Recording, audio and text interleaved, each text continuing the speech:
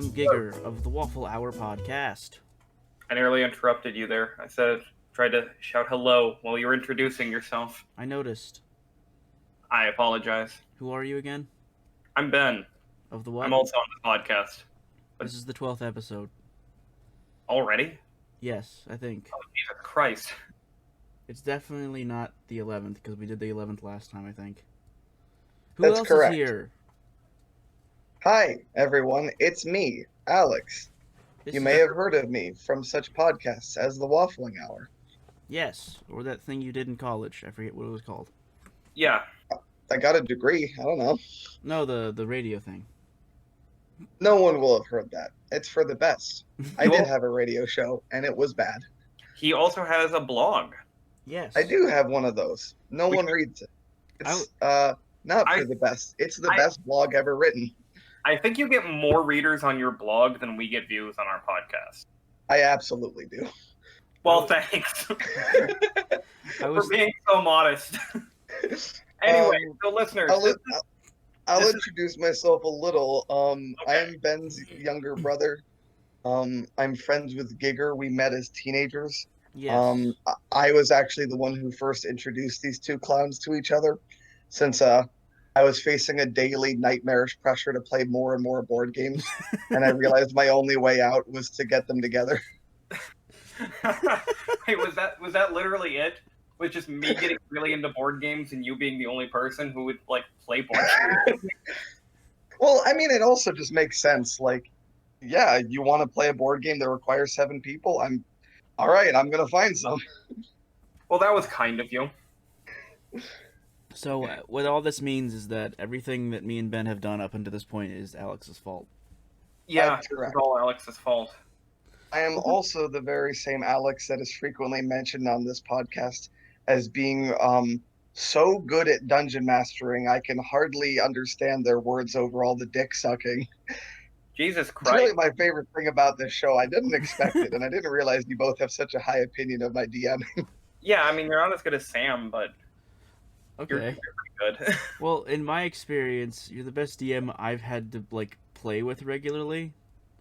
I do Thanks. I've even told my current DM that, and he's okay with it. He's a cool dude.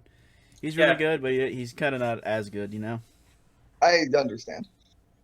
I just hold Sam, since I'm the one who brought him up. He's mine and Alex's brother, to such a high regard because he's the one who introduced D&D to all of us. I feel like the D&D. I guess Yeah. by proxy. Yeah, by proxy. Because Because did you know about it before Alex? No, I didn't. Well, I knew about it, but I never played it. Alex was the first person I ever played it with. Yeah, there you go. Actually, how Giger and I met is through a mutual friend at his birthday party. Mm-hmm. He wanted as his gift to be playing D&D and seeing what it's like. Yeah. He recruited me to be his dungeon master for that, and he got Giger, as among others, to be the participants. We were up really late. I remember not liking that. That's all I remember. At times they're important. All right. Are we waffling yet? I dabble in waffling. Yeah, no, that's all we do. That is all we do. We had an episode where that's all we did. What episode was that? I don't remember. All I know is I This was an Imperial one. I was listening to it, and I was like, we're just waffling. I think it was whatever episode we did where we talked about literally 2 things. Yeah, that was a good episode, I thought. We talked about a bunch of things because we were waffling about a bunch of different things. Yeah. I think it was the same one where we talked about MMORPGs. I don't remember. Yeah, anyway, now we're waffling in the bad kind of way. So Yeah. just Meta waffling. So this is Alex. Say hello, Alex. Hello.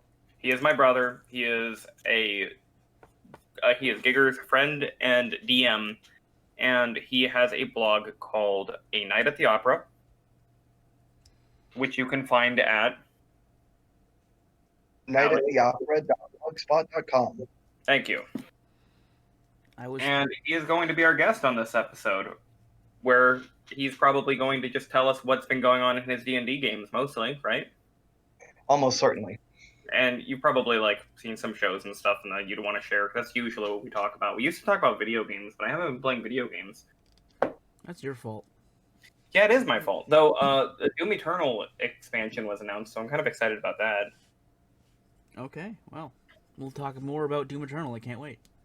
Well, no, I don't have anything to say about it. Once it comes out, I'll play it, and then I'll have probably a lot to talk about then. But That is what I meant. yeah. So, Alex, what yeah. are you doing this week?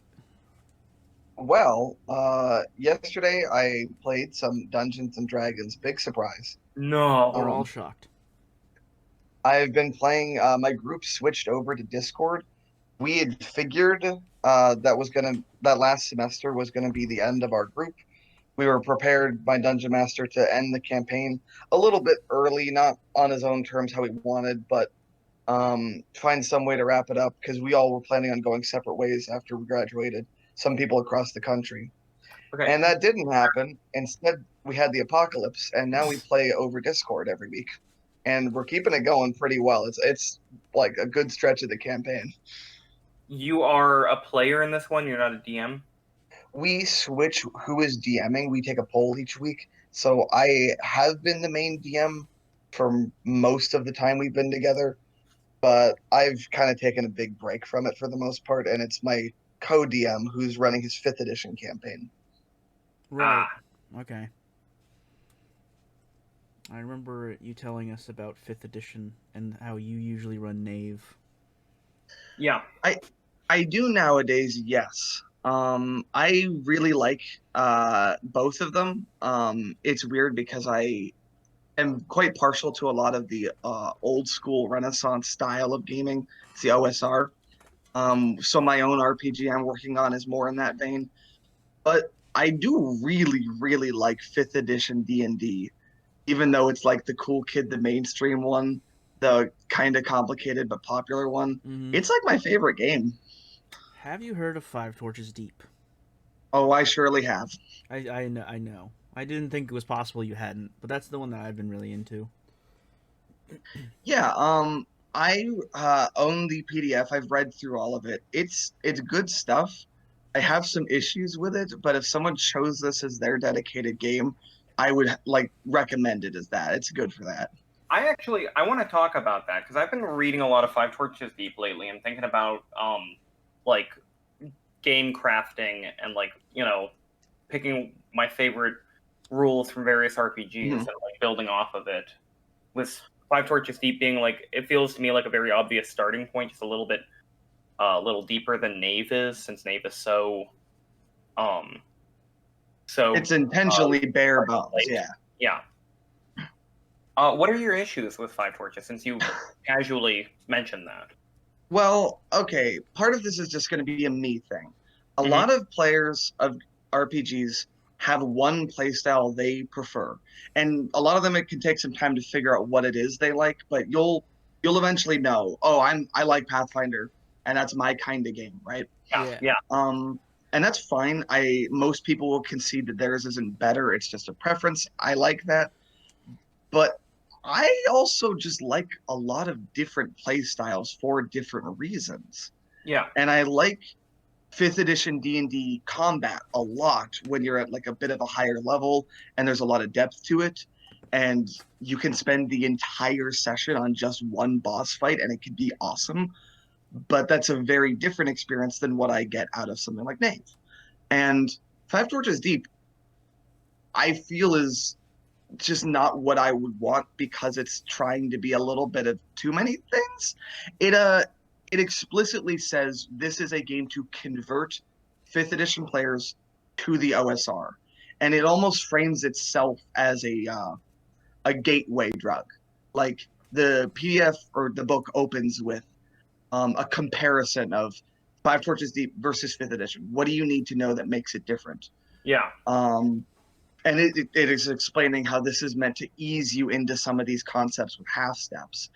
And I'm like, if I want this 5th edition stuff, I just play that game. And if I want an OSR game, well, I know plenty of other ones that I like a lot, and I don't need to be eased in anymore, if that makes sense. Yeah. I will admit Knave is still pretty bare bones, but that's why I'm making my own Knave variant. And I am giving it a lot more depth and adding what I like about that game that I think I can build on to be even better. But it's still not the same thing as what Five Torches Deep is doing. if that makes sense. See, for me, there's never been a perfect system, and that always bothers me, because I'm always striving for, like, this...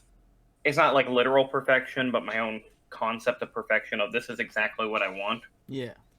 And no matter what rule set, I really love aspects of, like, all of them, but I'm always like, man, I just really wish I could change this and that and that. And when it comes to the simpler rule sets, like Knave and 5 Torches, that's way easier to do. Like, one of my biggest problems with 5th edition is that just changing it is so much more work.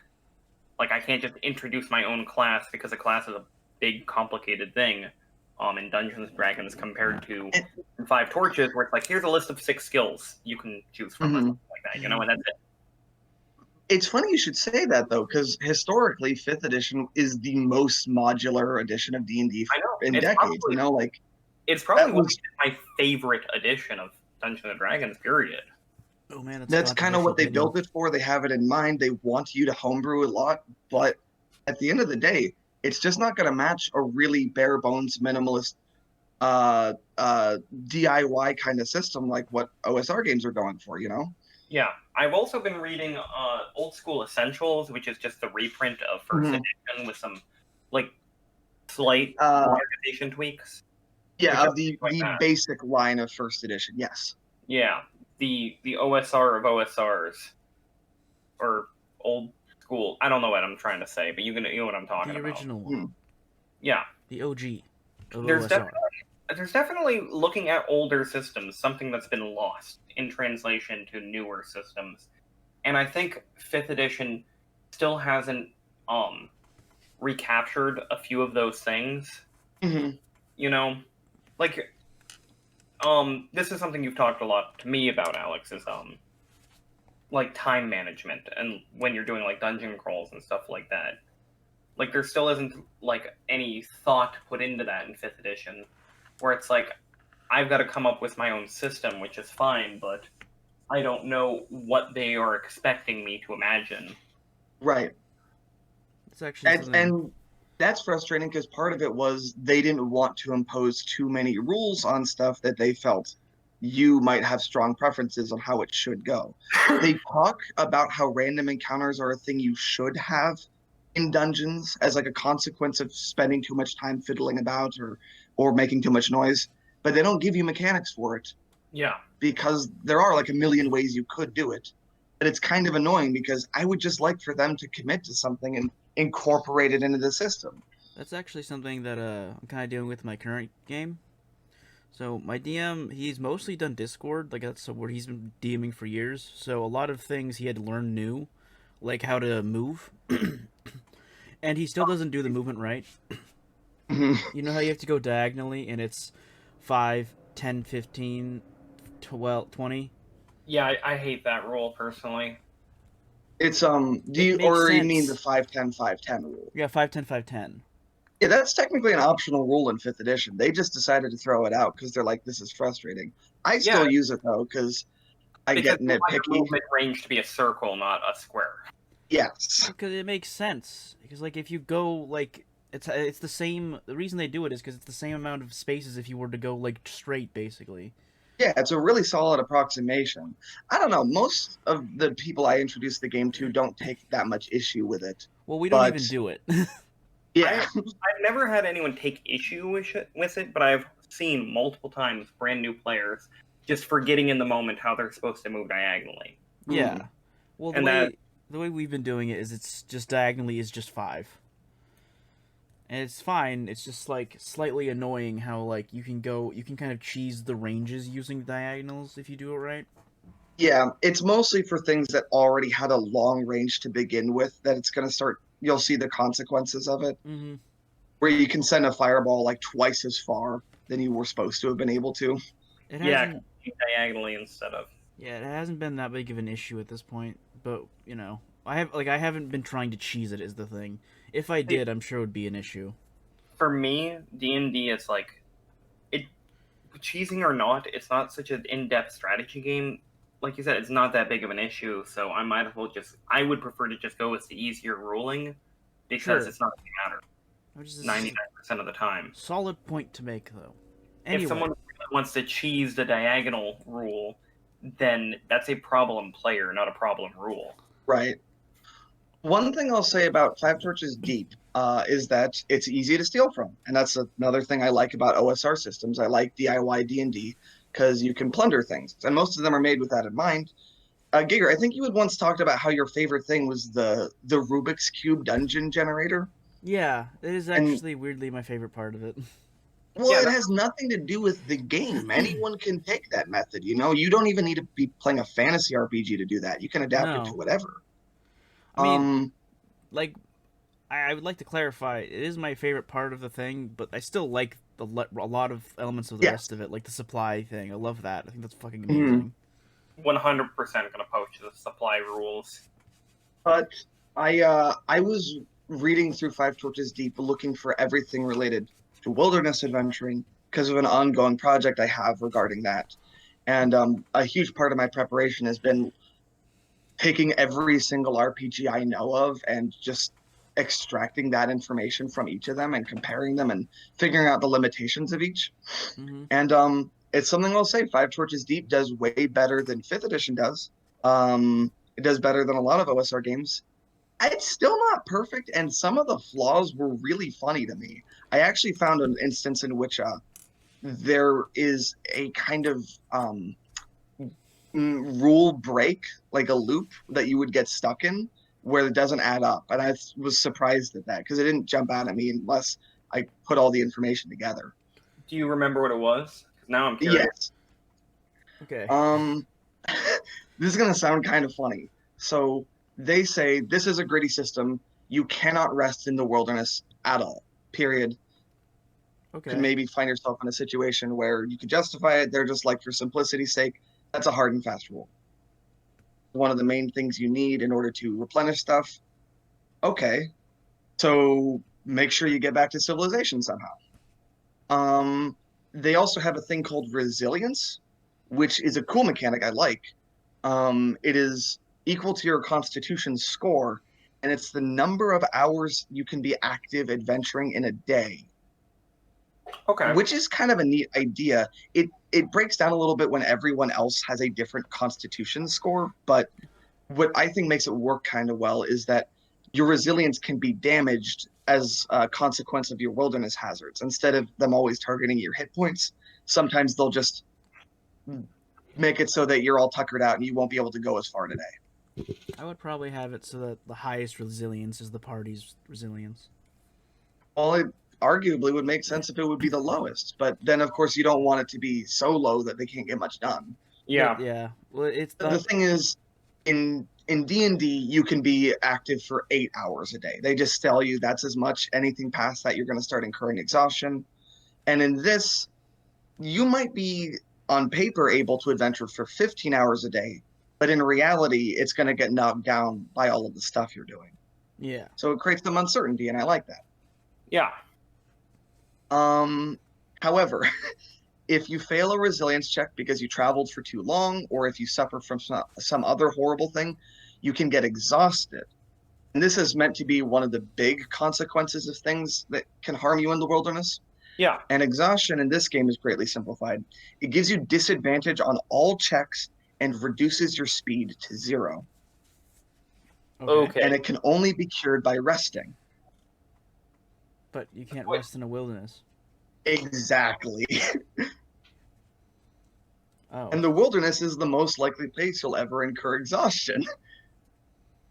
That's And you can't leave.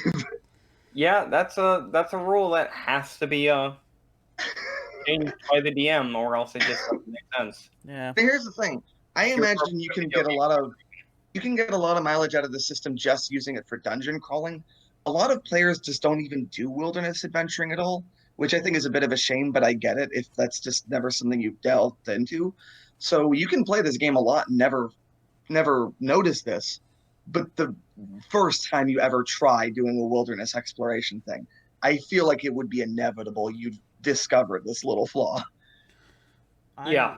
I wanted to actually add on to the thing. So my DM, he doesn't really. One of the things he's been learning recently is how to do a dungeon crawl. He's never done them before, which shocked me. But that's one of the things we're doing. So we tried, like my last session, we tried to do it, and the way he like started off was by giving everyone a map. Hmm. Now the problem with that is that he didn't give everyone a map in the character, he just gave the players a map. And he really doesn't want us to metagame, which is kind of impossible when you've given us a map to the area we're in. What's the map for? It's a dragon horde. No, but why did he give you the players the map? He just wanted us to be able to figure it out as we used it, just figure out where to go. I'm confused. Yeah, I was too. I'm not trying to. I don't know what to explain this well, but he gave everyone a map. So he gives you a map. He doesn't want you to use the map though, but he does want you to use the map. He wants us to use the map for immediate parts, like where we're at as relative, left, right, stuff like that. Which door are we going through? I can understand, he wants to provide a visual, so yeah, it's going to make things easier instead of him having to try describing stuff. But the problem was that everyone was constantly looking into the room and being like, "Oh no, there's 3 doors in there into a room we've never been in that we can't get to." Yeah, it just doesn't work. Mm-hmm. I'm gonna make a recommendation you should pass along. Please do. My most useful DMing tool is a tiny whiteboard that I got at the dollar store with some markers. I use it constantly, and one of the main things I use it for is in a dungeon crawl, I will draw out very quickly just the local area that they are in that moment. I might actually just give him mine, because that's actually why I bought one. Yeah, whiteboards are DMing. See, I was going to suggest if he had his own map and he described the room, you would have the players draw it themselves, and whatever they draw becomes the new map, basically. If it's like a little off, chances are it's not going to be that bad, as long as you're describing, the number of doors and the directions that they're going in. Yeah, that's probably what I would do. What's worked for me is that we do have a party mapper who's like the designated guy who's got the grid paper and everything, and who's going to copy stuff down. Yeah. When I started out, I would describe the dimensions of the room. It would get a little bit finicky, and I would have to wait for them to catch up as they're like counting out the grid spaces. Yeah, I don't want to do that. Yeah, with the whiteboard instead, I draw it super fast at 30 feet here and 20 feet here on the sides, and then just hand it over to that player. They can copy it at their own pace while I continue describing some stuff. And it's never too distracting for them, Yeah, I think you could definitely combine the two ideas. I'll have to pass this all along. I feel like when I ran pre-built adventures for Dungeons and Dragons, like Wizards of the Coast adventures, they have like those really detailed like images and maps and stuff, and it's a trap to try to copy those maps, because then you're going grid by grid, 10 feet by 10 feet. Oh wait, no, this is supposed to be in 5-foot things, so I need to double everything that I'm drawing, and that's a huge waste of time. It doesn't add anything, and it's not fun. And it's like, yeah, just what's in the room. You describe the major features. You describe where the doors are. If there's a big statue or something, you tell them that, and then boom, you're done. I've been working a lot more in theater of the mind too, so mapping isn't as important. Did you read the beginning of Silent? 1 second, listeners. Theater of the mind, by the way, if you're not familiar with Dungeons and Dragons, means that you're just imagining everything instead of playing with little miniatures and grids and stuff, which is how most media depicts it. Okay. Sorry, you were saying. That's good. Did you read the beginning of Silent Titans, the adventure/RPG made by Patrick Stewart? Yes, it was very hard to visualize, but it was really cool and gorgeous.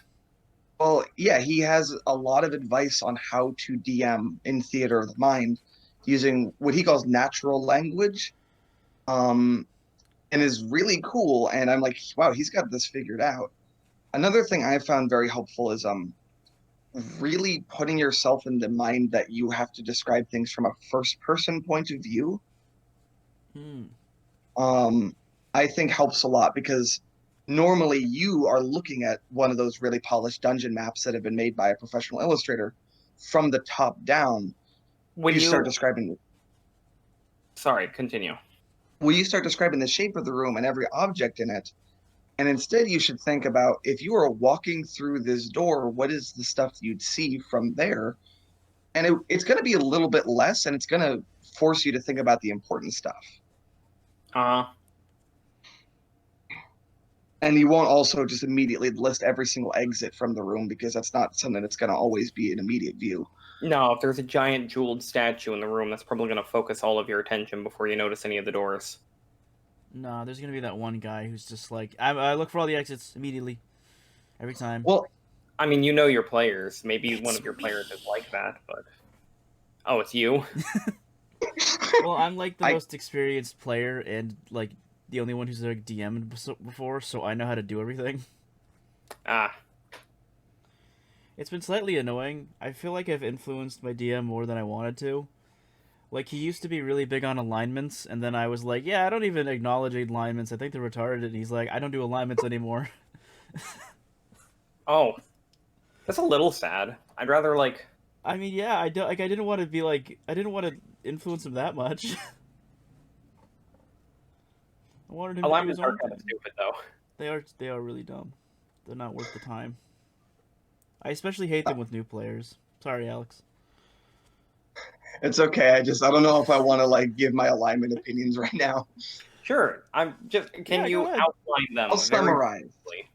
I think they're better in 5th edition than any other one because they have no mechanical consequences now, and they can be allowed to serve the purpose they always should have, which is as a role-playing supplement, you know? You know how 5th edition has the traits, ideals, bonds, flaws thing, and it's not required. It's just like it's a tool to help you flesh things out if you don't really know how or you don't have a lot of ideas. We don't even use it. Personality aspects help with, like, role-playing. But alignment, the problem with alignment has always been that it's like this hard and fast rule of what is good and what is evil with, like, not enough granularity. Well, it's not supposed to be that. I mean, that's the thing. It always... No matter what, it doesn't help with the role-playing, because chaotic neutral is still an alignment that exists. No, the thing is that it was never intended to be that. That's what it became through players. This is the thing I don't like about it. I hate that a new player feels they need to play as lawful good because they're playing lawful good. And, like, maybe that doesn't really match their character, or maybe it does match their character, but it's unnecessary to be that all the time forever. And they think because they chose that, they had to commit to it. It's like, no, you don't have to commit to it. Be what you want. Let your character grow. I will point out all of these issues can be overcome if you just have a conversation with the players exactly like the one we're having now. Yeah. And they can see it all with clearer eyes. Paladin codes were my favorite edition in 5th edition. Or my favorite addition to 5th edition. Yes. Because it's just what I wanted out of the alignment system anyway. I wanted my paladins to behave a certain way, and boom, this lists the literal specific ways they have to behave. That's it. I've used alignment with every group I've ever been in and never had problems with it, because if it's not helpful to you, then you ignore it. And if it is helpful to you, and it frequently is, then, well, no one complains. Because I can't find that that's sort of been a problem. It's just been kind of like a back of my head annoyance where it's like, you're claiming you're playing to an alignment, you're not actually playing to it. If someone points it out, then I guess I'll have to change my alignment on the sheet. I'm like, no, it just doesn't matter. Just don't worry about it in the first place, and then it would never have been a problem. Because again, every player just ends up being chaotic neutral. I don't have players like that. I don't know. Like, okay, every new player I ever have chooses chaotic neutral because they're too hesitant to be good. I did. Because they're like, oh, I don't know if I want to commit to being a good person, which is kind of funny, but no, understandable. All I do is address any situation how they feel like they'd want to address it, right, without trying to imagine what the greater moral consequences of before going into it. But then I played with some people for more than like a year, and they grew a little bit, and they got into more of the idea of role playing, and they said, okay, I think I'm ready to start making characters who think and behave and decide differently than I do. Mm-hmm. Sometimes I want a little bit of a framework to fall back on to help me get into their headspace. I have a lot of players who will plan a character arc very loosely with the intention of maybe eventually turning evil or something like that, you know? See, I hate that shit. That's not Why? Why? because this fucking story isn't about your character. Like, I don't know why you need to have a pre-planned arc or whatever. If something happens during the game organically, then that's awesome. If you're trying to make it happen, it's terrible. I don't agree with that because the player's trying to make it happen, not the DM. It's being a problem player, like making the story more about them and their I don't character. think that's what they're trying to do. Like, I think you've you misunderstood what I'm getting at. Like, I would 'Cause- agree. Sorry, Alex, but I would agree that making one character the main character is absurd and stupid. I hate that. I disagree with that entirely, and it shouldn't be done. But that's not what he's talking about. I have had a player try to pre-plan an evil alignment shift as part of their story. And it's like, well, the story isn't revolved around you. Okay, I'm not going to make events happen so that your alignment shift makes sense. That's fucking stupid. No, And then that's not what I'm talking about at all. Well, it is basically what you said. No, because I don't have to provide those opportunities. It's something that they are kind of keeping an eye out for. And when those big moments come where they have to make a major decision for themselves, they ask themselves, what would the old version of my guy do? What would the guy who's been through everything I've been through now do? Let me think about what I have to decide for myself now. I don't provide them any kind of... That's different from pre-planning, which is what you said. Well, that's what I understood what him to mean, so maybe you're the problem here, Ben. Okay, I don't know what that's about. Well, I said loosely planning. I said loosely because, no, they're not going to script out a whole thing and ask me to make it happen. But it will be something along the lines of they can see their character getting kind of disillusioned after a while if they started out like really optimistic, or they can eventually learn to appreciate some structure and order a little bit more, so they're a little bit less impulsive and reckless, you know? See, to me, that feels more like them responding as a player and less being a certain type of character. Because if it's events that happen to them as they were playing that they are going off of, then that is not something that... How do I put this? Like, that is almost a metagame response to it. Like, if they had an optimistic character who became jaded because of the events of the game's story, like, that's not them, like, deciding that their character is becoming jaded. It is them as a player literally becoming more jaded and realizing that it's justified. I don't know about that. Because I've also seen players who will just keep it kind of one note the whole time because they just had one thing that they felt they wanted to do. And it's not difficult to justify either staying the same or changing a little bit in the face of pretty much everything that happens. Yeah. It's going to be impossible to ever separate yourself entirely from the fiction that you know that you're playing in. So you're going to have to metagame a little bit. And I mean, I don't know. Go back to what my main point was. Alignments are pointless because I don't feel any of the justifications matter. I can give a quick example of what I mean by that, actually, what that's supposed to be. So recently, in my last game, Jake, we've talked about a couple times, our friend, we were in the middle of a dungeon, and we were, like, you know, trying to kill, like, in a small room, trying to kill some mummies. He shot me in the head and almost killed me. On accident? Yeah. But, like, my character doesn't know that. My character saw a giant man with a gun to point at me and shoot. Mm-hmm. So now, like, I'm now going to be playing it as I don't trust my group anymore because I think they tried to kill me. You know what I mean? I'm changing the character to match what happened in the campaign. Okay, that is a good example, but one I'm also frustrated with just because, like, I imagine... Not you specifically, but a player, like, making that justification. It's like, this is just causing group friction for no reason.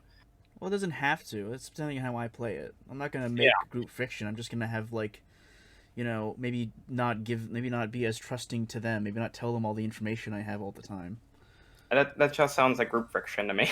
It'll depend. I have to play it right. I would also argue that once a group has been together for a while and everyone's kind of more a mature player, group friction becomes not as big of an issue, and that it's okay to explore that kind of territory because it is your story now. It's the story of these 5 people and the big decisions they're going to make. So, yeah, if they come to the point where naturally there might break out a fight between them, that's fine. Like that could just be a good story. That also happened. The DM's wife, Kate, killed 2 players. Totally naturally. That sounds like a disaster to me. Well, she went insane and had a desire to kill, and they tried to stop her, and she just managed to fucking kill them because she's better at fighting. I've had a disaster described to me just now. Yeah. But like it is different from just a really new immature player who just wants to steal from the others and doesn't understand what's wrong with that, and they just want to like make sure everyone has a shitty time. And most importantly, everyone at the table was like, we're all cool with it. Like, they even, like, the people who died were like, yeah, that's justifiable. They were there, they experienced the whole thing, you know? Yeah.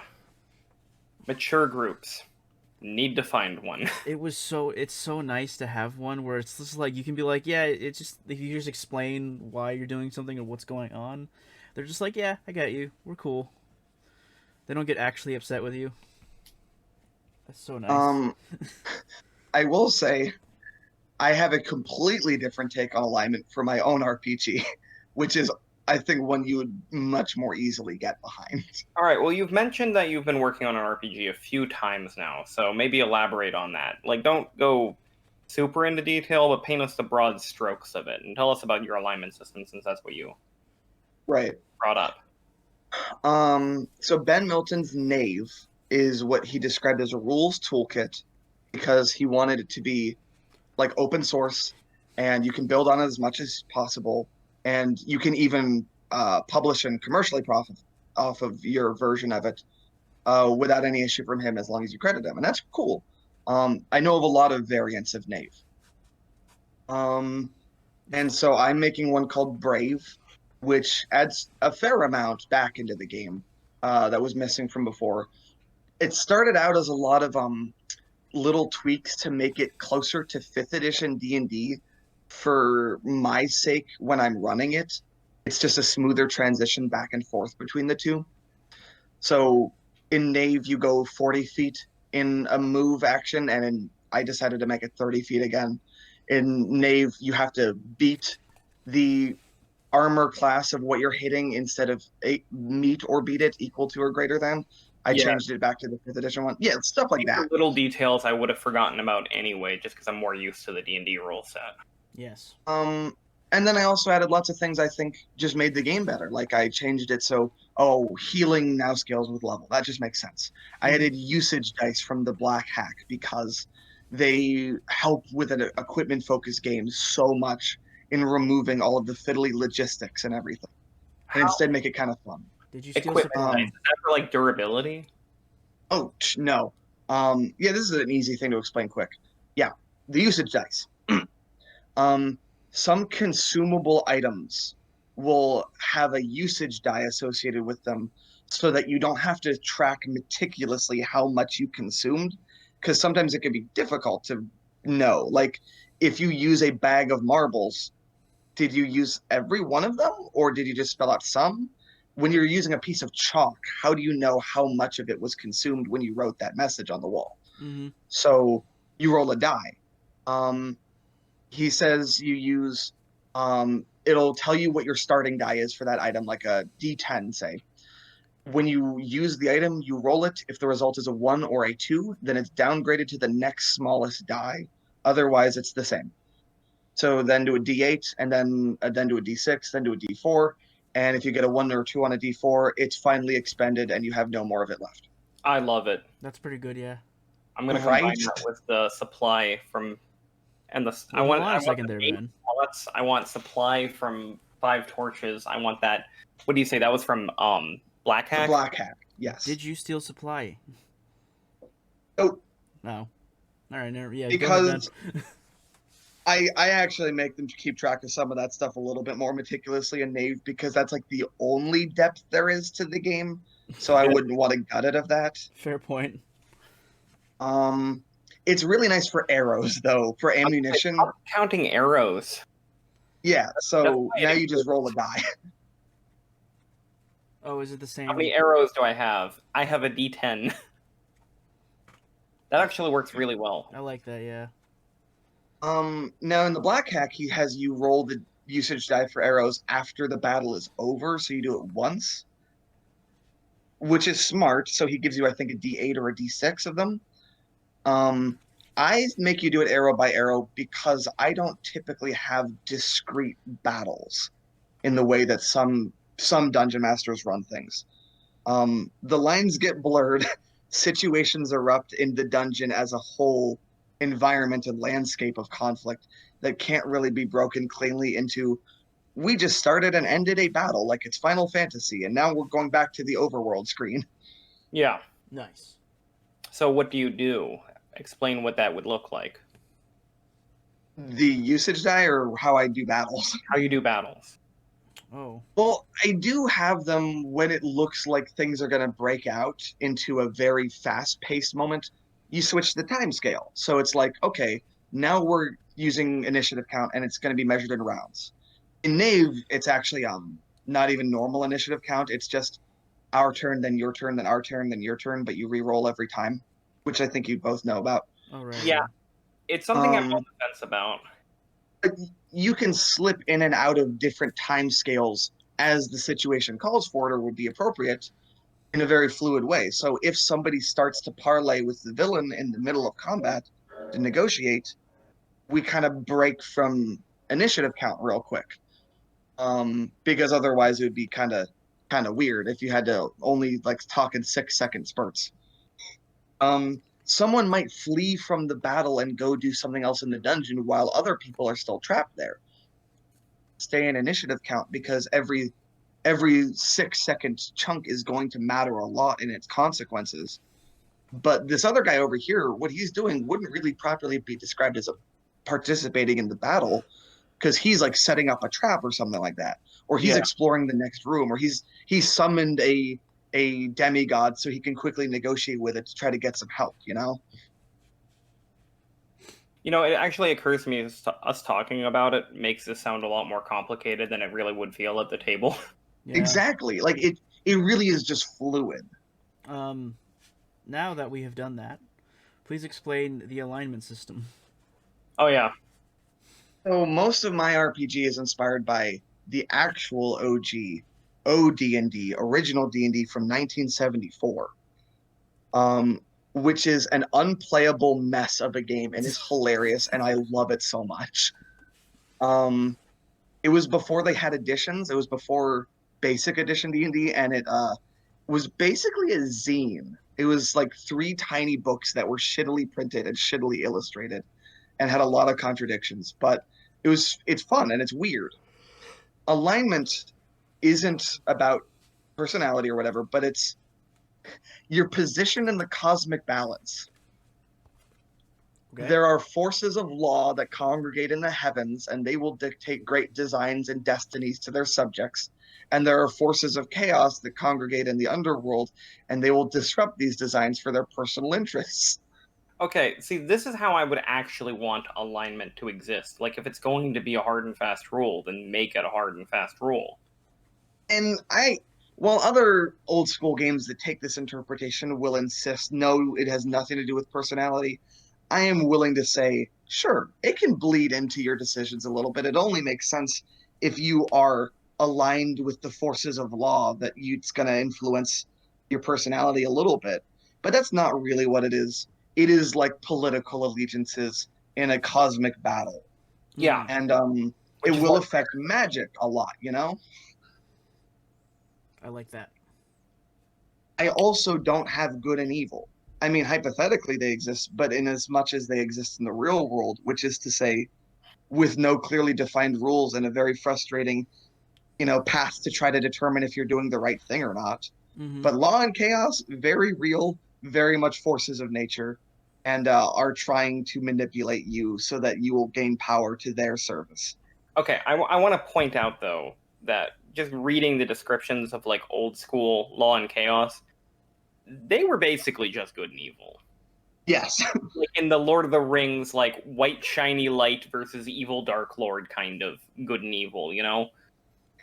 So that's an interesting thing is, yeah, if you look at OD&D, they'll tell you here's examples of lawful creatures. And it's like, okay, dwarves and elves and gnomes and unicorns, and every single thing I think of as being good, even if I don't think of it as being lawful. Yeah, exactly. And then all the monster races are chaotic. Like, are nature druids and spellcasters, like, are they chaotic or are they lawful? So I do have neutrality. Neutral forces are often said to be aligned with the earth itself, and they work to preserve the natural order in the face of the aberrant, which is like an invisible fourth alignment that no one can be a part of because it's, I mean, like Cthulhu stuff, you know, it's the things that are like are warping reality in a way that's perverting it and disrupting it. To me, that is what chaos is. I guess chaos in my thing is a little more grounded than that. But like normally I would say, why don't I just commit to actual law versus chaos and say, sure, these dwarves and these hobgoblins are on the same side, and these elves and these I don't know, Sahagin are both on the same side because they're chaotic or something. I decided against that because I can allow all of these supposedly good races and societies to be a part of law while acknowledging that actually they're kind of fucked up too. One thing that can be said against the lawful orders is that they're very heteronormative and patriarchal and medieval. Yeah. And yeah, there are a lot of, crazy things on the side of chaos, but there's also a lot of, like witches who are not afraid to just be openly sexual and live the way that they want to live. So what So you're saying is freedoms. that in your system, dwarves are lawful, elves are chaotic. Yes. Okay. Well, some of them. I guess there are also lawful elves who are like the snobby Well, aristocrats I don't and know how you're everything. doing I'm your gonna actual be elf. totally honest. I zoned out a long time ago. You don't have to re-explain, but I just kind of What came I'm back. hearing is that we're done talking about alignment. It's bad. It was world building stuff. I was digging it. I tried to be. I mean, I should say I tried to be interested. I was like listening at first, and then I think something else popped in my head, and then all of a sudden we were talking about how dwarves are lawful and elves are not. Well, dwarves are typically lawful, elves are typically chaotic in Dungeons and Dragons, but what you mean is that you are organizing law and chaos to be away from good and evil. Yeah, so there are like knights are always lawful, and you think of that as good, but there are a lot of ways in which that's not necessarily good. Okay, I'm Um, down with that. the main thing I've added back into Knave is classes, because Yes, that is something that people will want no matter what. me. Yeah, I think I've done a bang up job of it and that my players love it because I've playtested quite a bit. And I have a weird class system. Is how's it? that? So I was gonna quickly ask: is it similar to the one that you tried to implement when we played last? A little bit. I started with that. The one thing that you'll be familiar with, Giger, is that when you acquire new abilities in your class, you roll for them randomly Yes. because people want to get attached to their character and feel like they're building them up in a lot of ways, and they want to feel like they can do special things. But I don't want the game to devolve into theory crafting, min maxing, making a build, stuff Oh, like yeah, that, where you're absolutely. focused Yeah. more on making characters rather than playing them. And if you get your abilities randomly, then there's no decision to be made. You just roll once and you're like, cool, I'll try to make sure I get some good mileage out of this new thing I can do. 500 deep. And of course, It isn't random, but yeah. It could different convert it into a random system. different members of the same class will also pretty much always be unique too.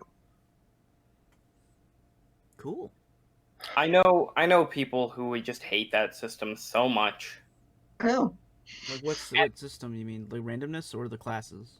The randomness. I Okay. like see for me, my favorite class system, not in tabletop RPGs, but like I like the class system in Dark Souls, the video game. Because Mhm. in that there is a distinction between the classes, but it's also not an inhibiting one. Hmm. like the way you start that game is really setting you off in a particular direction that's going to make it hard to deviate from, but you can, and therein lies the fun of the build. Okay. Yeah, the main thing is still equipment, and that's as easy as just changing your loadout, which is nice. Yeah, sorry. Well, I was gonna say for players who want to keep things simple and they don't want to participate in all this complicatedness, I have a class that's called the Knave, and their themed things are very Knave-like, but also you don't need to choose to get new skills. It's a trade-off between that or what was already offered in the base rules of Knave, increasing your abilities. So, Yeah. you know, you can just choose to keep increasing your abilities instead of getting skills, and you can play the game as simply as you personally want, while other people at the table are becoming a cleric and they're getting all this weird miracle stuff. When I played, I really liked the way you did it. The only problem is, I assume this is. I think this. You said this changed this. I don't know, but was the spells and how you got them? Have you changed how that works? Yeah. So one Wonderful. thing I tested, and this was a very important lesson I learned. I had mage-like class table of new skills. One you could roll was just to get a new spell book. And I thought that made sense because it's really hard to get spell books in Knave, but if you want to spec into that kind of class, then that's just a really, really good thing to get when you level up. And Giger got a lot of these. He got like 6 or 7 spell books. Yeah, And then I took them from him. you did take them from me. Were the And I spells don't powerful? I don't feel bad that I took them from him. The NPC stole them and that became a villain. I feel bad that I took away his reward for leveling up, whereas the things other players got could never be taken from them because it was something like a new ability, you know? Yeah. To That be was the fair, problem. if a warrior got a new sword or suit of armor as leveling up, I feel like that could be kind of cool in the same exact way. Well, that's why I also have class equipment. This is another alternative. When you level up, you choose, do I want to increase my abilities? Do I want a new skill? Or do I want to choose class equipment? And the thing about class equipment is this isn't random. You do get to choose. You can plan ahead, but items can be stolen or destroyed or whatever. See, So- that's clever. I like that. I do like that a lot. Do you use gold as experience in your system, Alex? You just gave me the perfect segue. I do not. I invented a new leveling system that is batshit and really fun. Okay, talk yourself up a little bit more just for our listeners. This is the most objectionable thing about my game, that most people would look at it and say, I would never do that. And everyone who I've convinced to try has loved it. Okay. Okay. It's called Deeds. The thing about XP in games that is so brilliant is that it's a really good abstraction of all the things an adventurer does that would hypothetically make them better at what they do. Which is, you know, just reduce all the challenges you face to point values. I made it less abstract. Not so specific, but less abstract. Now, every class has a list of things that you have to do if you want to advance in that class. Oh no! Oh, Oh no! Fucking A! I like it so far. No, that's my idea. Oh. That's not for D&D though. That was for my video game. Fuck! Hear me out. How dare you say that first on my podcast? Well, come on over to my blog, everybody, and I will give Ben a chance to write his own guest post. Okay. Hear me out. You can choose them in whatever order you want. Some of them you can do only once. Some of them you can do up to 3 times. Each class will usually have one that you can do infinite times, but it's more like a back burner deed that you're slowly making progress on anyway. And the thing is, they're always themed for what it is that that class is meant to thematically do. And they're still broad. They fit into most adventures. So my thief class, you can level up if you steal 5,000 or more copper pieces from a single mark in one heist. I allowed my players to get away with that one when they stole a dragon's hoard. I felt like that counts. You can get a level up if you escape imprisonment or free 5 or more other people from it. because that's a very thiefy thing.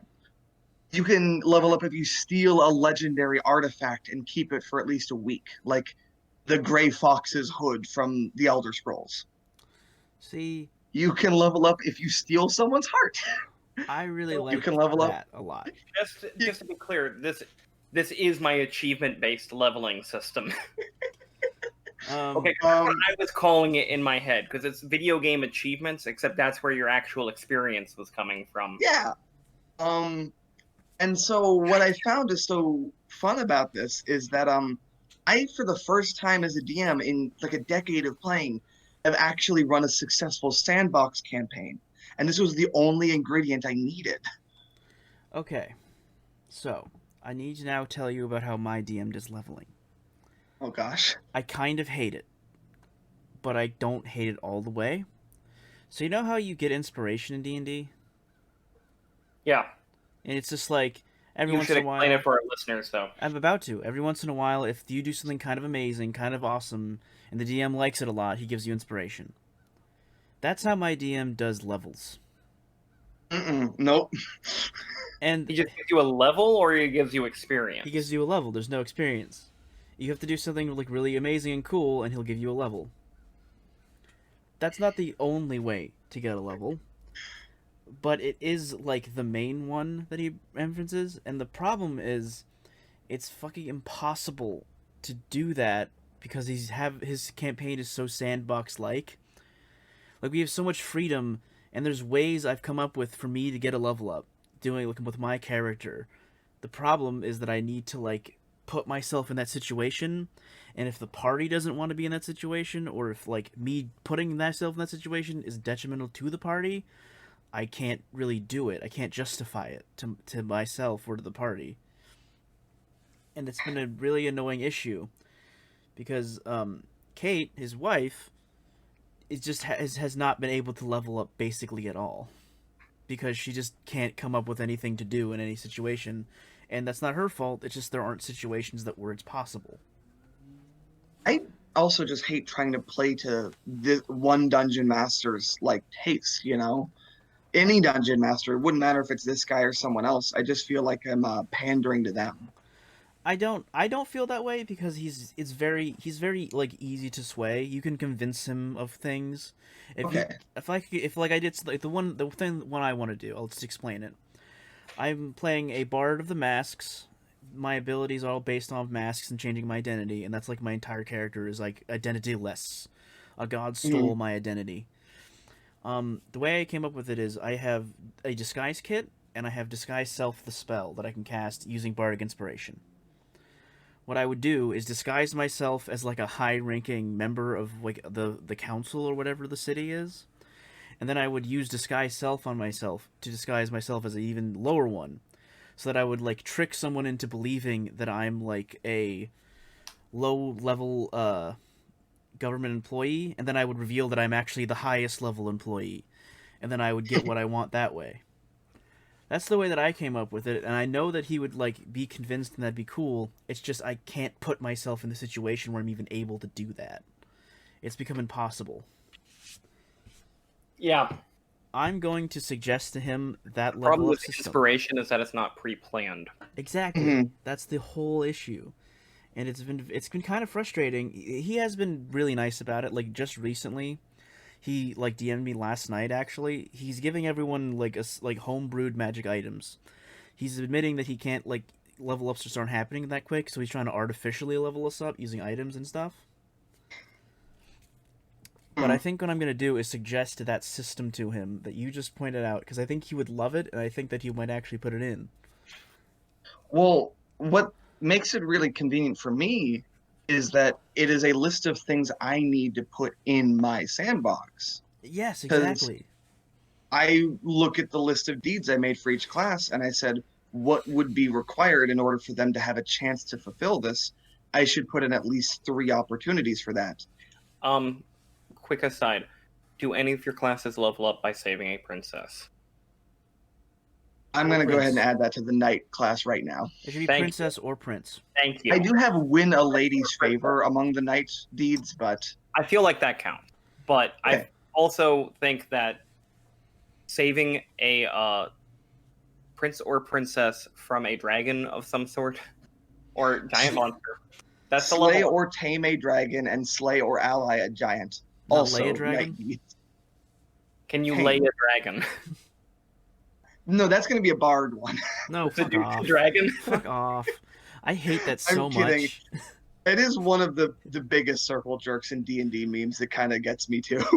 So I was the first person to play a bard in our party. First person my DMs ever experienced, and they would not stop being like, "Oh, you're gonna seduce it? You're gonna seduce it?" I'm like, "Shut the fuck up." It's really weird that it was them pushing it and not the bard. I don't like the idea that every bard has to play like that. I'd actually think it makes more sense for the rogue to be like the cock of the party. Whatever. But it also just depends on every character's personality, you know? Yeah, and mine is not the one that sleeps around. So the reason I'd always had trouble with sandboxes before is because I can put all this cool stuff in the world and opportunities for them to do neat things and tell my players the world is your oyster. But they're just like, what do we do? I don't know. I don't know what I want to do. I don't have goals because I'm exactly dumb. what the problem is. And then I tried this, and it was so cool. The first 30 minutes of the session was them going around town, gathering rumors and information, and trying to figure out what quest should we take on, and also debate with each other about how they can optimize the most deed opportunities based on the information they had. They said, this sounds like it would help the ranger get that deed. I don't know about the warrior, but I think it's a sure bet that if there's at least one monster sufficiently strong enough along the way, you have a decent chance of getting it. Cleric, I think you might have to take the back burner for now, but how about our next quest you get to decide, and it's going to be just for you, you know? I would very much appreciate it if you could send me the list that you have at the moment. Yeah. Yes, I will. I really hope he's down for that. That's so clever. That's our biggest problem right now, is that it's such a sandbox. Like, what we're doing right now is we're trying to fight a dragon, because what I did was when we fought a dragon previously, we fought like a young one and killed it. I encased its head in a block of glass, like molten glass, and I sold that. Hell yeah. And that's basically our campaign at the moment, is that we're trying to find dragons to encase in like molten glass and sell them to a rich dude who wants us to buy stuff for him. It was really cool. If I could have a slight tangent while I can Oh, please do. talk about my own video game system that is annoyingly similar to Alex's Dungeons and Dragons system. The one thing I wanted to specify, because I didn't like how in a lot of video game RPGs you just get blank check experience that goes to whatever. No matter what you do. Like, you fight a bunch of monsters and then your stats are raised and suddenly you're better at seducing. Sure. Which is kind of why the Elder Scrolls does the system that it has, where you fight with long swords and you get better at long swords, or you fight with magic and you get better at that school of magic. Yeah. The problem with Elder Scrolls is that they've always kind of mucked it up in a bit until they've abstracted enough in Skyrim that once again it just doesn't matter what you do. Yeah, like lockpicking. I've never upgraded my lockpicking once in Skyrim. No, you just play the mini game and it's fine. So the one major difference I would say to the idea I was thinking of to Alex's D&D system is that my level ups wouldn't have been random; they would have been tied specifically to the thing you're doing. Right. For instance, it was also kind of an idea to allow a little bit of grinding, but not too much grinding. Because in video games, I think grinding isn't that bad of a thing as long as you're not forced to do it. It is an abnegation kind of thing where it's relaxing and fun for a lot of players. Oh, hell yeah, especially in open world games. But my specific idea would have been, if you are fighting a giant wolf boss that is too hard, then one of the deeds or achievements or whatever you're going to call it, if you were to kill a certain number of regular wolf enemies, then that would give you a buff specifically to fighting wolves. It's a related I like that aspect. That is neat. And maybe you would, like, just going through the level, you would have fought a number of wolves enough that you'd almost reach that level up, and if you got stuck on the boss for a while, you could go back and fight more wolves and become stronger. In the same way that in a video game you would go fight random encounters and earn the experience to level up a few times before fighting the real boss. It's like the same concept, but then this experience wouldn't translate into effects that would affect other things as well. Yeah, that'd be cool. I would play the shit So out of that. that would not work in D&D at all. No. It's just too rigid. I would actually say the opposite. It's like if you fought if it's all based off of like what you're fighting and what you're doing, you would kind of just have to keep rolling on with that. Well, not that specific like fighting thing, but like taking Alex's system. So a knight can earn a lady's favor. Sure. If it were my thing, then that would translate into some sort of social buff. Mm-hmm. Or something like that. I just mean that, like, in a video game it works because you would presumably have, like, a base ability. Like, you have, like, a base area that you can't ever deviate from. Like, you're always going to be able to fight things with the sword or whatever. Mm-hmm. So having this shotgun approach to you kind of do everything, that works just fine. But in D&D, if you have, like, you know, social buffs with a combat buff, and you have some magic buffs, but you're not really a magic user, you just haven't got them, it wouldn't work as well in that same area. It'd be too broad. My big thing is I just don't want to force my players to have too much they have to write down on their character sheet. Fuck Same. yes. Fuck yeah. Fuck writing shit down.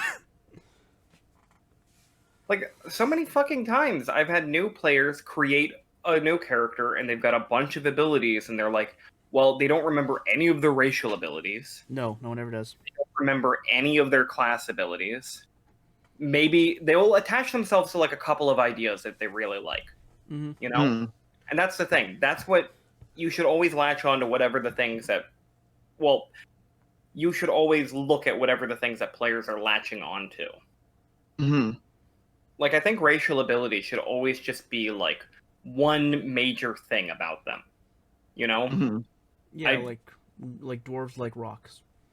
Yeah, well, if the dwarf specifically had the ability to shrug off an attack by like turning the stone or something like that, that's something that you're going to probably remember you have, especially if it's the only special ability of the dwarf. Yeah. I am dabbling with adding race back into Knave under the same system. My main idea, and again, it's weird, is basically making them pseudo classes. You still have to choose it upon character creation, but when you level up, you can choose, do I want to roll on my class skill list, or do I want to roll on my race skill list? So you still will only have one or two racial features that you get, but it's taking up the same amount of space as what you would have been getting from your class. It's still the same list of, okay, I can do these like 4 special things. And it also makes each race just a little bit different, every single member. For me, personally, the system I was imagining was to have races kind of act the same way I want backgrounds to act, which is more of a starting setup. Like this, like that, yeah. Starting equipment and maybe a single special ability. Right. You know? So that's basically like an MMORPG. It's basically like WoW. Yeah, well, the idea was that humans still have a bunch of backgrounds you choose from, like, oh, this guy used to be a sailor, this guy used to be an alchemist or something, and that'll grant them, like, a bonus. But elves have, like, way less. Elves are all based off of which, like, elf race they're from, hill elves, high elves, stuff like that. No, I would just have elf. I would not do it that way. I would have multiple. However, there are too many damn elves, Giger. Well, I'm still like weirdly attached to the old school setup where races were classes. Like, you could play as a fighter or a mage or an elf or a dwarf, but you couldn't play as an elf mage or a dwarf fighter, because a dwarf was just already a fightery kind of guy with other dwarfy abilities. I am not attached to that at all, and I don't really care for it. Yeah, that's the thing. A lot of people hate it. I don't hate it. I just don't care for it. Lots of people do hate it, though, and I would never try to impose that system just because so many people are so adverse to it. Because they don't ever want to be just a dwarf. They want to be a dwarf rogue, or a dwarf mage, or a dwarf cleric. A frustrating thing about it is I think it's a concept that's potential is yet to be fulfilled because everyone knows the idea of race as class. But technically, it wasn't just like as it was in the old edition. Oh, a dwarf is like a fightery guy, but with some dwarfy stuff. It was always a dwarf can only choose the fighter as their class. You Ah, get a Mm. couple extra abilities at character creation, but you have a lower level cap. I don't like that as much, to be honest. And elves were weird. You get to be either a fighting man or a magic user, and you have to choose which one you want to be every session. You switch back and forth. That is bizarre. Um, but That it is still you the fighting man class is really, really simple, and dwarves aren't actually that much more complicated.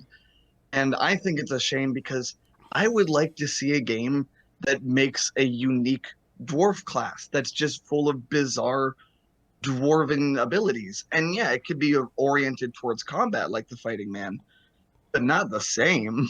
I want the fighting man to get combat maneuvers while the dwarf gets to like channel lightning through their hammer or something, or like you said, gets to turn their skin to stone when they get struck. I think that one came from Dragon's Crown. That definitely came from somewhere. I've definitely heard that before.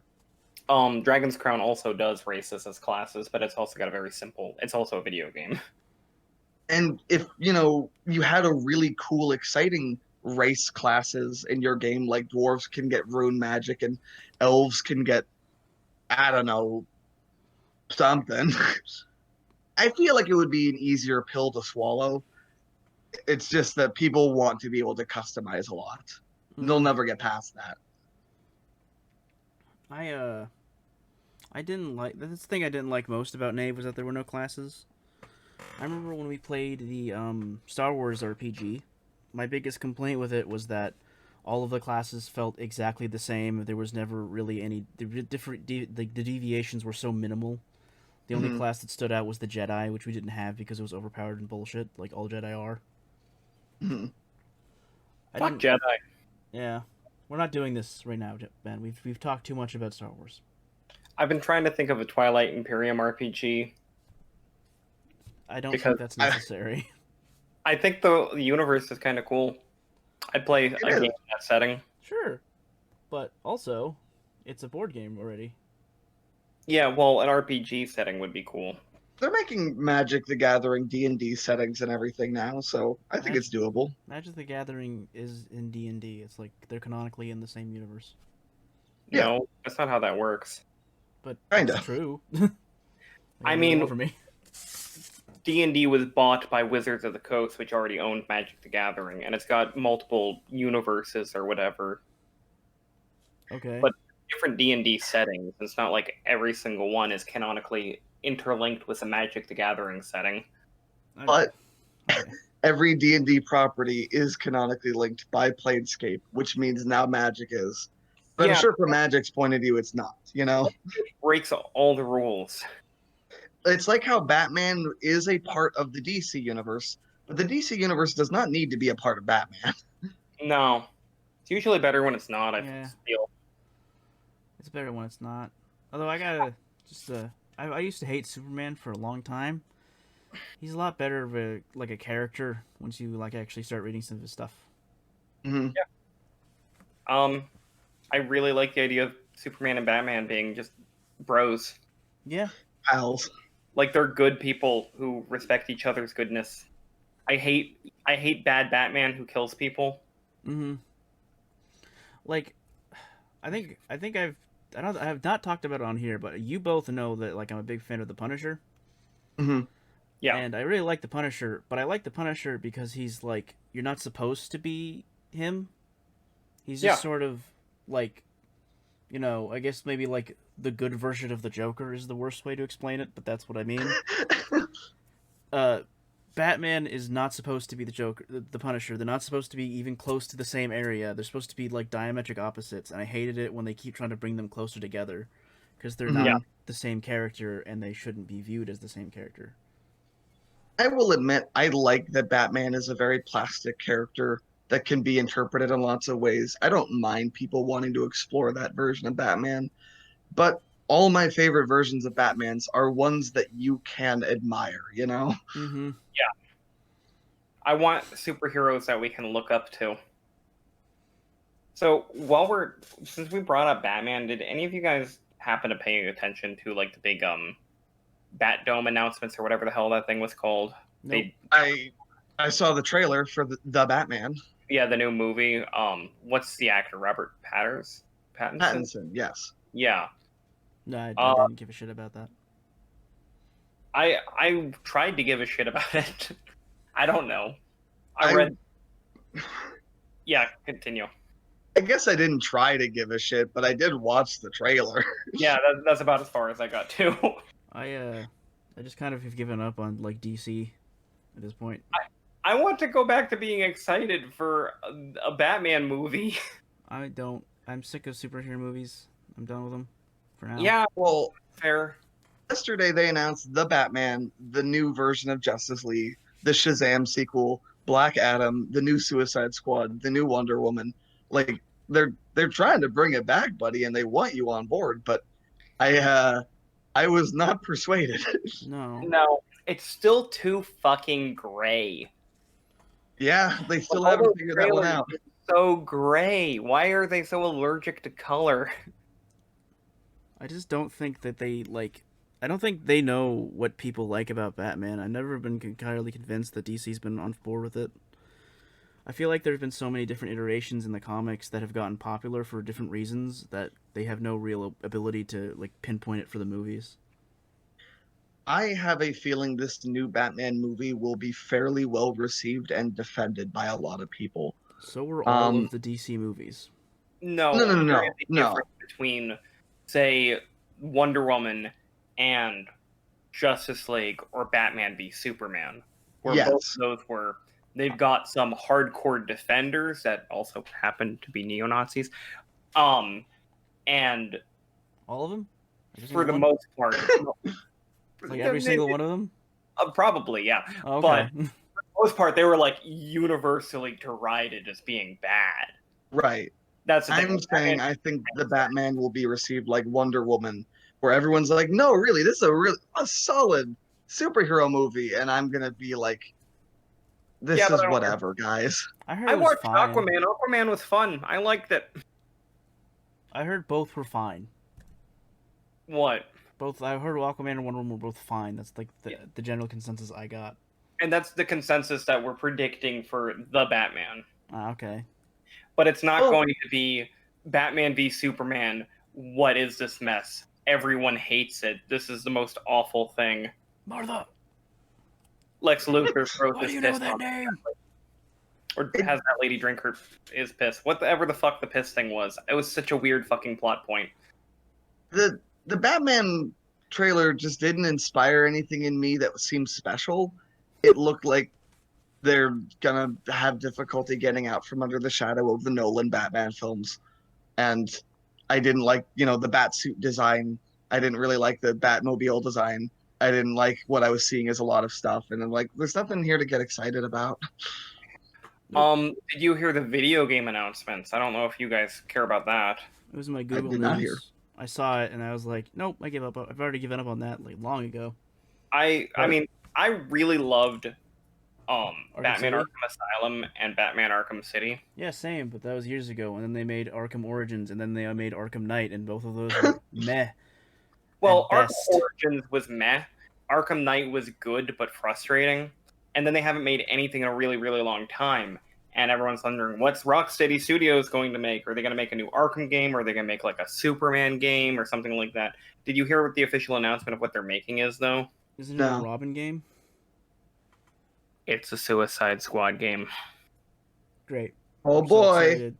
And it's going to be a games as the service kind of game. Oh, yay. Doesn't that make you so happy? You know what'll make me happy? Alex, can you tell us about Redline? Yeah, I can. Thank you. Okay. Sorry, did you want to say something more, Ben? No, I was going to say if we're going to talk about something else, I'd rather hear about Mr. Robot than Redline, but that is other things that we have off the podcast talking about on the podcast. That's true. Redline will be very short, though, I imagine. Yeah. Because it's mostly just I'm recommending people should watch this movie. It's a good one. Yeah, Beautiful. I've never heard anyone Um, say a bad thing about Redline. I had not really heard about it before last night, except my roommate was really into it and she wanted me to see it. Um, it is a racing anime movie. It came out in 2009, Listeners, this is an anime. We're going to be talking about anime again. None and of the listeners care. well, for I those who are familiar with Ben's take on anime, to summarize, mine is basically the same. I think you hate anime a lot more than I do. He's I made feel the like point I'm several quite times that fair he to doesn't hate anime. Okay, everyone was talking at once. Giger, what did you say? He's made the point several times that he doesn't hate anime, even though he And- did tell me he does. Alex, what did you say? I feel like I'm very fair to anime. Okay, There's a lot of it I like, and when I'm asked to describe why I think I like those ones and not the others, at the end of the day, the best thing I can come up with is because they're good. yeah, because we've talked about the anime thing. That's why I did the thing, Giger. I'm like, we've talked about anime so many times now, especially my fucking hatred of anime. And my hatred of anime is that I guess I don't hate anime, but I've strongly disliked almost all anime I've seen. But I have a lot of examples of anime I do really, really like. Hmm. Well, that's basically Well, Redline, fucking fantastic. Yeah, It took 7 years to make because they chose an animation style that is just coconuts. It's so fucking beautiful and ridiculously intricate. Mm-hmm. It is a futuristic setting. It doesn't feel any need to explain itself. It's very stylistic. It is basically F-Zero the movie. And it's nothing but fun. F-Zero. Yeah, it's nothing but fun. The music is incredibly hype. The animation makes all the racing just super intense. The world building is hysterical and over the top and awesome. Every racer is so fucking fantastic, and you get there are whole swaths of the movie that are being told as just you watching their version of ESPN, where it's just like them introducing you to the racers and doing a profile on them, or like explaining news announcements of what's next in the oncoming race and everything. It's so weird how it's told, but it's just so fucking good.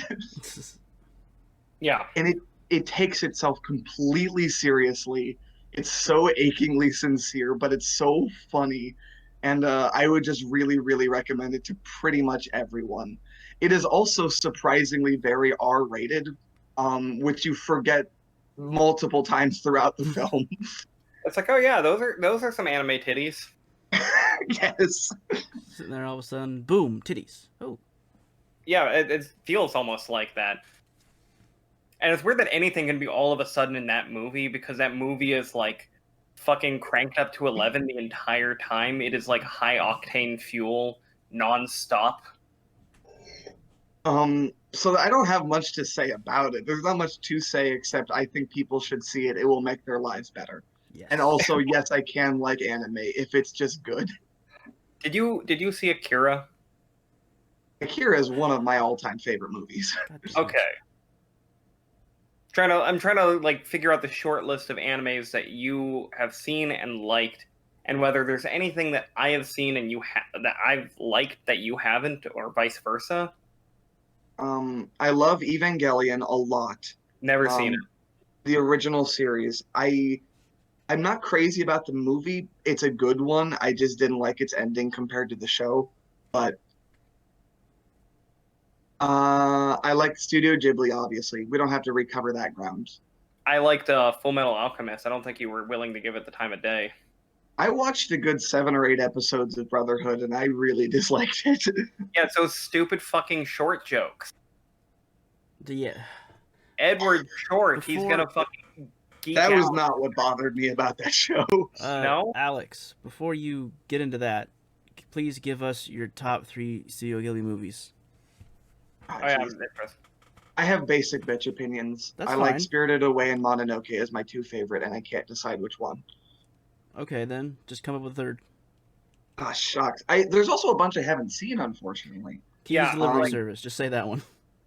I don't think I you've haven't seen Kiki's. I haven't seen Totoro. I haven't seen the cat one. I haven't seen my Porco Rosso.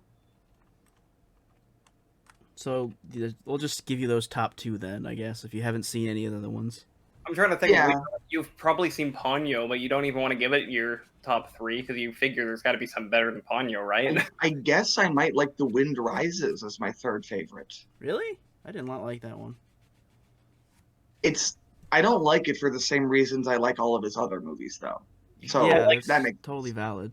I actually liked certain things about The Wind Rises intensely, but Mhm. for the most part, I found it kind of boring. Yeah, that's like The Wind Rises I- is his slice of life movie. Slice of life, sorry.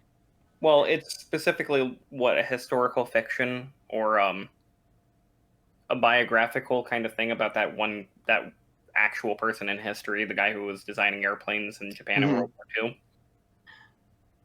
I also really appreciated how meta it was about simultaneously being kind of like an autobiography. Yeah, Um, that's more of what I was interested. But it wasn't an autobiography; it was about his dad. Yeah, and it was something I really liked how I think it got a lot out of it being such a sincere, like open, emotional, and personal movie compared to all his other stuff, which is, I mean, it's just fantasy, you know? Oh, hold on. I think I may have like misremembered the movies. Oh yeah, what were you thinking of? Is The Wind Rises the one with the little girl who learns how to play violin? That's not Miyazaki. Yes, it is. It's Studio Ghibli. Okay, well that's the one that I thought of. Huh. For some, Yeah, I don't even know that one. it's just a little girl learns how to play the violin, gets to a band. That's the slice of life one that I was thinking of.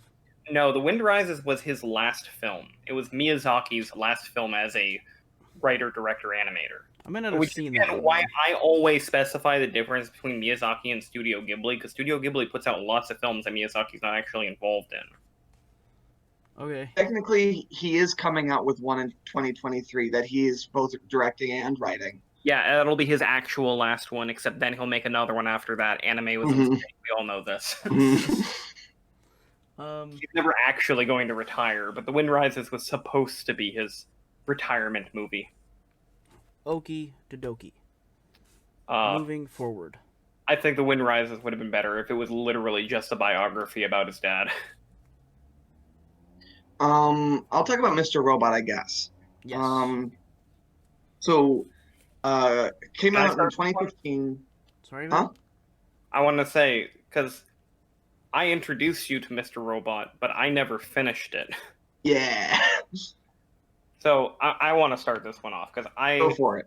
I saw a YouTube video that talked about Mr. Robot, like, offhandedly, and I'm like, oh, that sounds kind of interesting. I need to watch that. So I downloaded it, and I watched through the first season in one sitting because I was so fucking enthralled.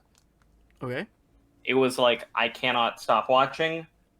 It is really, really late at night. I really need sleep, but I want to know what happens next. So that's how I watched it. And then, like, the next day or something like that, I watched it all the way through again with Alex. May I quickly interject? Yeah. I have not seen Mr. Robot. Can I confirm that this is the, like, real life-ish hacker show about I want to say with something? Yes. Rami Malek. Yeah, Rami Malek, him, and it's like supposed to be like the closest approximation to what actually hacking is like. Whatever, if it's supposed to be what actual hacking is like, I don't know. It is. I can confirm. Okay. The methodry is painstakingly accurate. The scale of their hacks is not. Yeah, there you Okay. go. Because they are, like, hacking giant corporations and stuff. I know this because me and Alex have a mutual friend who is into computer programming, and like him and another one of our mutual friends were both really into the show for a while. And they were telling me about how it's so accurate to what's going on. Yeah, cybersecurity has become a big thing in my life, and I have a lot of people who are into it, and it's really cool how well they depict it. That is cool. Because my And- other favorite thing about Hackers is probably the movie Hackers, and that's not Yes. at all. So yeah, tell us about Mr. Robot, Alex. Well, yeah, Ben and I watched the first season and I loved it, and I immediately was like, this is now one of my favorite shows. And I also said I was interested in just never finishing it. Like, Yeah. I was content with the ending of the first season. That probably seems ridiculous to some people, but yeah, I was like, this is a story. I wanted to watch the second season, but I never got around to it. The thing is, now it is a plot heavy show and a plot twist heavy show, so I'll go the extra mile to avoid some spoilers, but not too far. The first season ends with, holy shit, they pulled it off. They destroyed the debt record. So what they thought was ended capitalism. So the setup for the rest of the series is going to be, what's the fallout of that? And you'd think, yeah, obviously, wouldn't you want to see what happens next? Aren't you curious? Nah.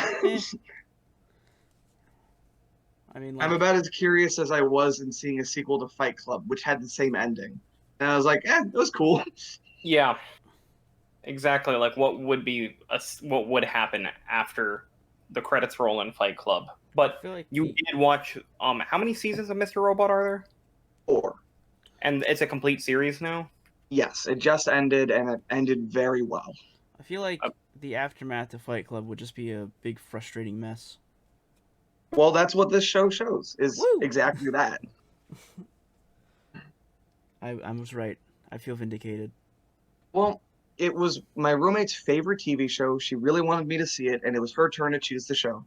So I started over, watched all of season 1 again, thought it was great, finished the series with her. It's still good, but it is dramatically different after the first season, in my mind. And not just because the setting is different, but I think also the tone is really different. Because what is cool about that first season is that it is incredibly grounded and it feels so real. And even the weirdest parts of it, I don't know, they never seem to approach how weird the rest of the show gets.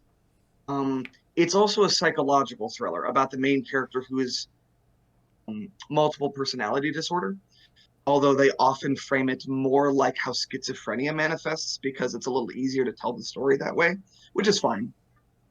The rest of the show spends a lot of time on that, but also on like the greater politics of how they are going to determine the fate of the world through hacking.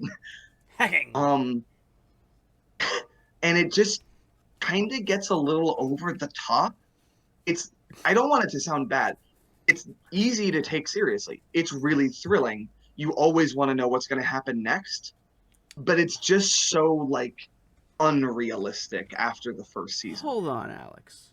Are you telling me that the show about hacking capitalism away literally gets a bit over the top? I mean, the thing is that because I haven't seen the second season or anything. I've only seen the first season, but like it builds up to that moment, and that is the overtop thing. And it's like everything is building towards the most ridiculous thing that you could imagine happening, and it works. Mm-hmm. But what you're saying is that after that, I mean, the ridiculous thing happened. The world is now ridiculous now. Kind of, yeah. And part of it is that the show was made in 2015. The whole series takes place within the year of 2015, but obviously the rest of those seasons were made once a year, each year following. Oh, Jesus Christ. I never Oh. thought of that.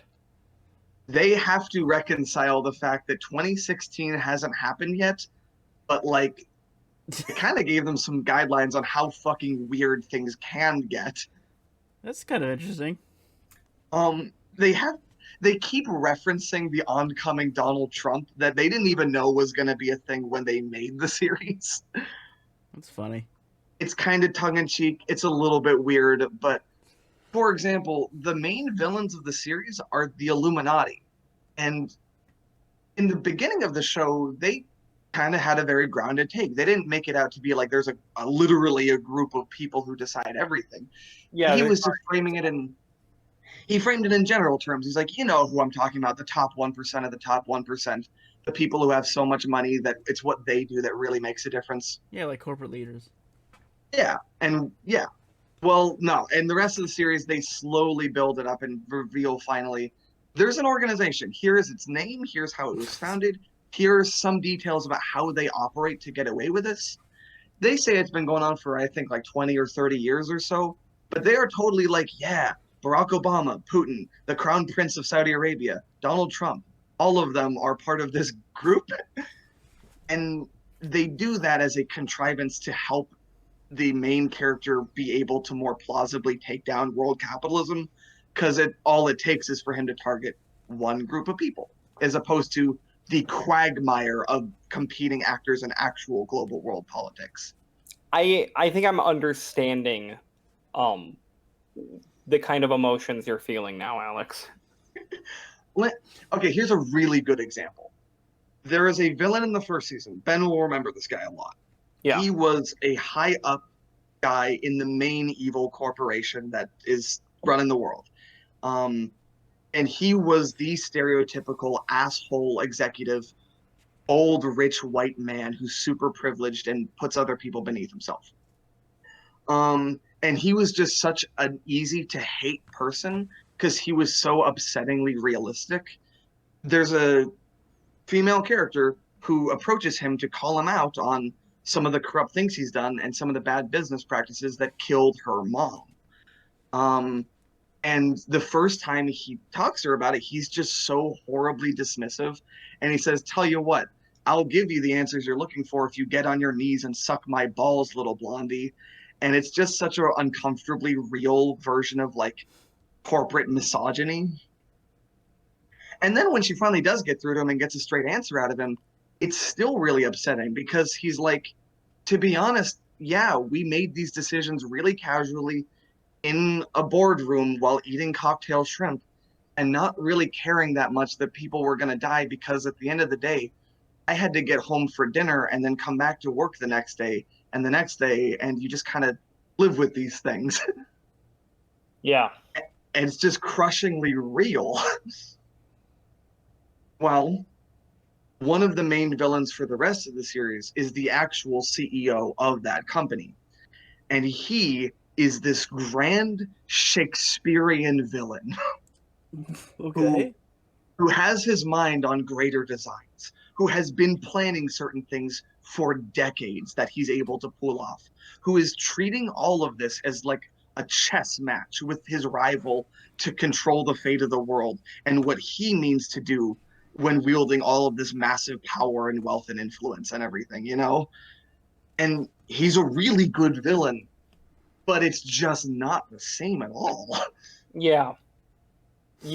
Would you describe your feelings towards the later seasons as being somewhat disappointed in that? Kind of. If I knew what I was getting into, I could have set my expectations accordingly and liked it for what it was. And I did like it for what it was, but I do really like the first season. It's actually kind of how I felt with Venture Brothers. I liked Venture Brothers all the way through, but it did change a lot throughout the series, and I kind of preferred the original way they did it as opposed to like the ending. Not that. And that's a show that took itself more seriously as it went on. This is absolutely. Yeah, that's all it really did, was take itself more and more seriously. Finally, before we end, because it's about been an hour and a little bit over, I would like to recommend a movie to you, Alex, and a show. The movie is The Assistant. It's about a woman who is like the assistant to a high-level like Harvey Weinstein style executive, and it's just like it's really well told. It's a really interesting story. And the show is The Boys on Amazon Prime. Have you seen that? No, lots of people recommend it. I'm a little hesitant, but I'll give it a shot. Yeah, you're probably thinking about it the same way that me and Sam were thinking about it. The show is good. The comic is not. Which is rare. I want to take people's recommendations and give it the old college try, though, so... If you hate it, that's fine. I'm not going to be mad. More to talk about. Yeah, exactly. I just think it'd be kind of interesting to hear your opinion on it. Well, then. Thank you, fellas, for having me. You want to just talk about She-Ra some? Right now?